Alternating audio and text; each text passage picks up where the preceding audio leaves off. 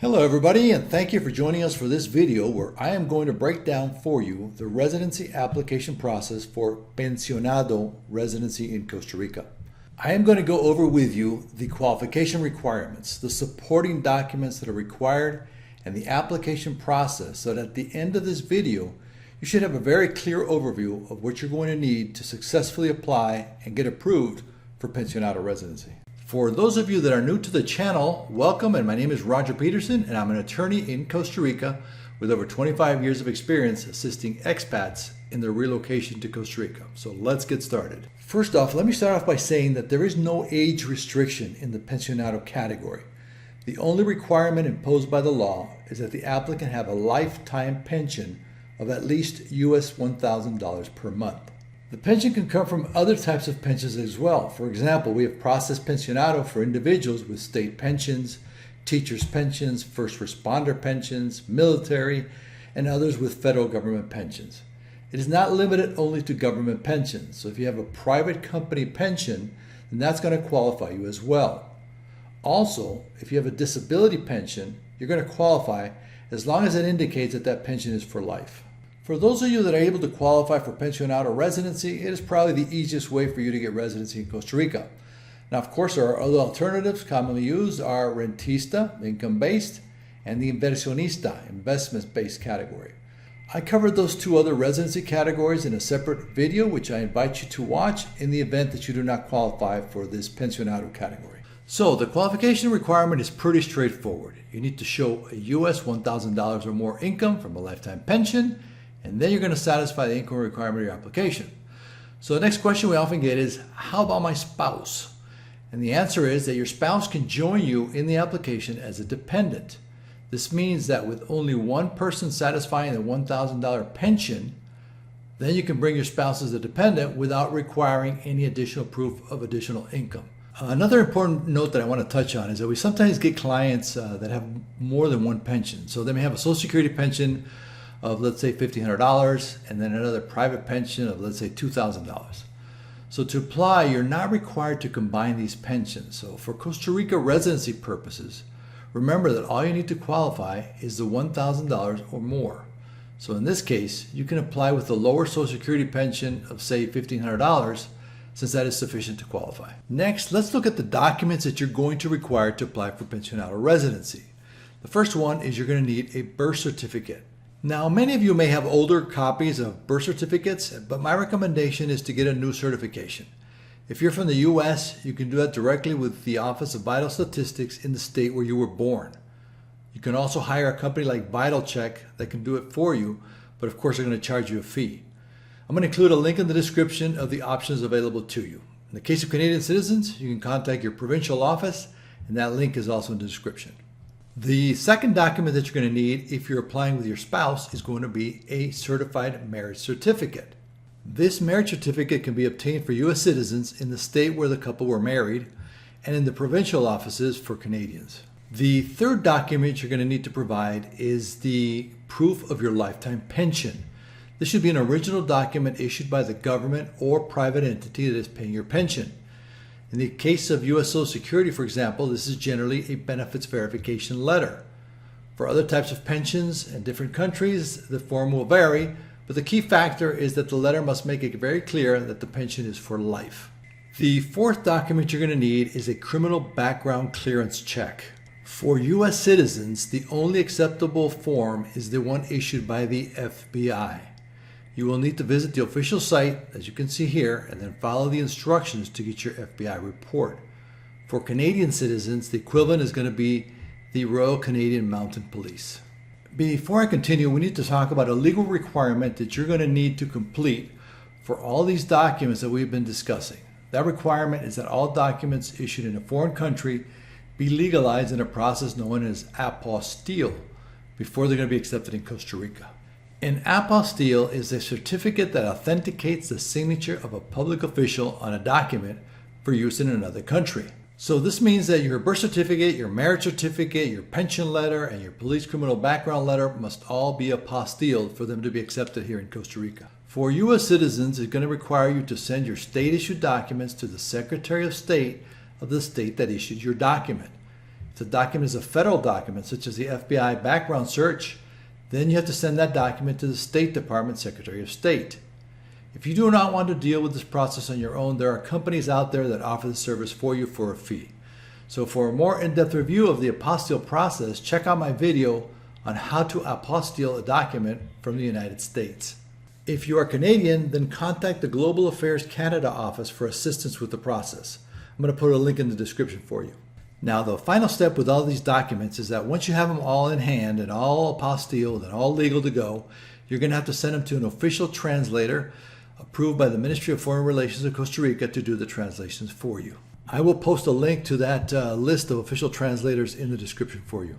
Next, let's talk briefly about the local fingerprinting requirement. Now, you may have been fingerprinted already in your home country, but this is going to be completely separate and is required here in Costa Rica. You must have an appointment in order to be fingerprinted in Costa Rica. So you have to go to the website of the Ministry of Public Security in order to get that appointment. I'm going to leave a link for you in the description. In the first section, you're going to enter in all your personal information in this section up here above. And then in the second part is the information about the appointment. You're going to select the office where you want to take your fingerprints. So for this example, we're selecting the San Jose office, as you can see here.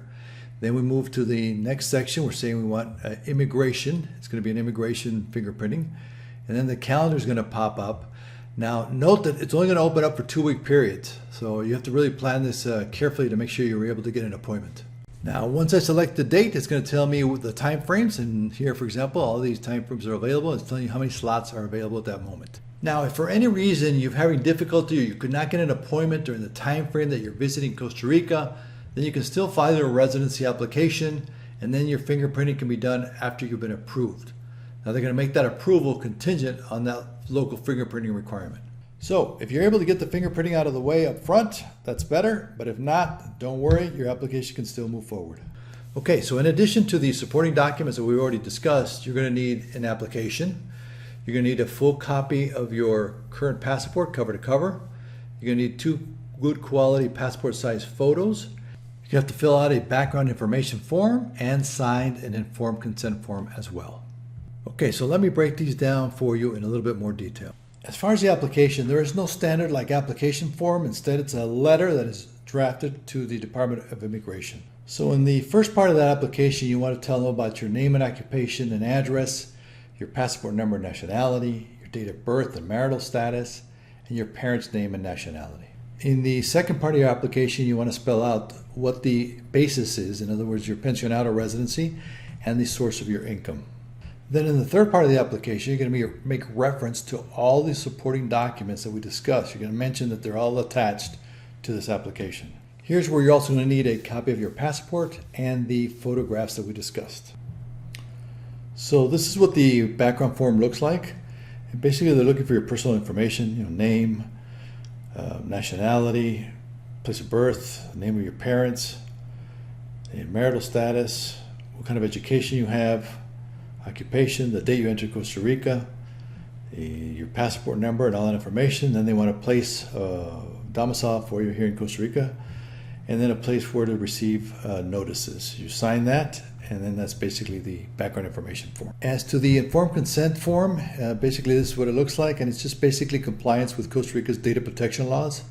So you just accept it, you sign here below, and that takes care of the informed consent. Now you have all the paperwork, documentation, application, forms, everything's ready to go. So let's talk about the application process itself. For Pensionado Residency, you have the option to either present a physical application directly at the Department of Immigration, or you can use the digital filing platform called Trámite Ya. Generally, using the digital platform can result in a faster approval process.